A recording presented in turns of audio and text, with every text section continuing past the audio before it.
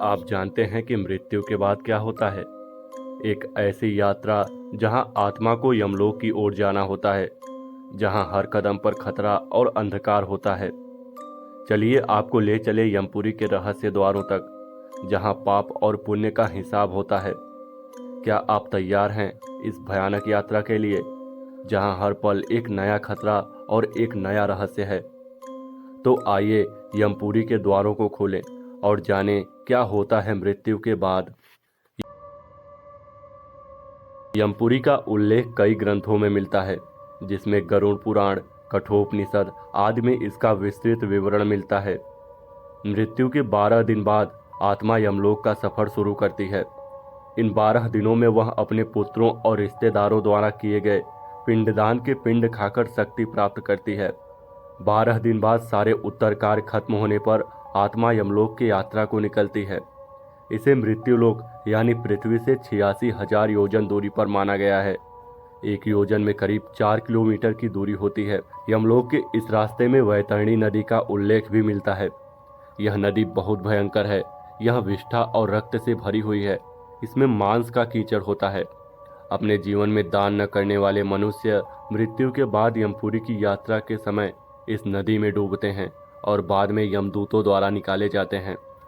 यमपुरी का रास्ता बहुत लंबा है। आत्मा 17 दिन तक यात्रा करके 18वें दिन यमपुरी पहुंचती है। यमपुरी में भी एक नदी का वर्णन मिलता है, जिसमें स्वच्छ पानी बहता है, कमल के फूल खिले रहते हैं। इस नदी का नाम है पुष्पोदका। इस नदी के किनारे एक वटवृक्ष है, जहां आत्मा थोड़ी देर विश्राम करती है। तब तक उसे शरीर त्यागे पूरा 1 महीना बीत चुका होता है और इसी वटवृक्ष के नीचे बैठकर वह जीव पुत्रों द्वारा किए गए मासिक पिंडदान के पिंड को खाते हैं। फिर कुछ नगरों को लांघकर यमराज के सामने पहुंचते हैं। वहां से आत्मा को उसके कर्मों के अनुसार दंड या सम्मान मिलता है। यमलोक 1 लाख योजन क्षेत्र में फैला माना गया है। इसके 4 मुख्य द्वार हैं। पूर्व द्वार योगियों, ऋषियों, सिद्धों, यक्षों और गंधर्वों के लिए होता है। यह द्वार हीरे, मोती, नीलम और पुखराज जैसे रत्नों से सजा होता है। यहाँ गंधर्वों के गीत और अप्सराओं के नृत्य से जीवन आत्माओं का स्वागत किया जाता है। इसके बाद दूसरा महत्वपूर्ण द्वार है उत्तर द्वार, जिसमें विभिन्न रत्न जुड़े हैं।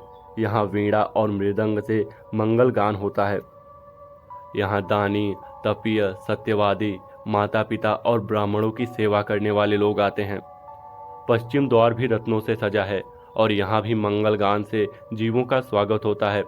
यहाँ ऐसे जीवों को प्रवेश मिलता है जिन्होंने तीर्थों में प्राण त्यागे हों, या फिर गौ, मित्र, परिवार, स्वामी या राष्ट्र की रक्षा में प्राण त्यागे हों। यमपुरी का दक्षिण द्वार सबसे ज्यादा भयानक माना जाता है।